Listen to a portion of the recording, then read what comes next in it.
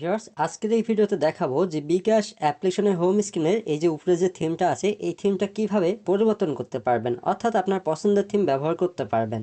আপনাদের মধ্যে হয়তো অনেকেই জানেন যে বিকাশ অ্যাপ্লিকেশন আপডেট হওয়ার পর থেকে বিকাশ অ্যাপ্লিকেশনটি ওপেন করলে এই যে উপরে যে সুন্দর থিমটা দেখা যায়, আপনি চাইলেই কিন্তু এই থিমটা এখন পরিবর্তন করতে পারবেন। তো চলুন কিভাবে করবেন দেখিয়ে দিতেছি।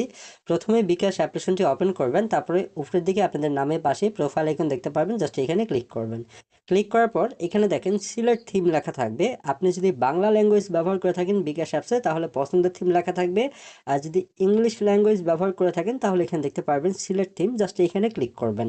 এইখানে ক্লিক করার পর ভিউয়ার্স এখানে দেখেন তিনটা থিম আপনি ব্যবহার করতে পারবেন। এই তিনটার মধ্যে যেই থিমটা আপনার কাছে ভালো লাগবে সেটাই আপনারা বিকাশ অ্যাপসে ব্যবহার করতে পারবেন। কিভাবে করবেন দেখিয়ে দিতেছি। এখানে দেখেন আমাদের হচ্ছে 1 নাম্বার থিমটা মানে সিলেক্ট করা আছে। এখন আমরা 3 নাম্বার যে থিমটা আছে সেটা আমি বিকাশ অ্যাপসে সেভ করব।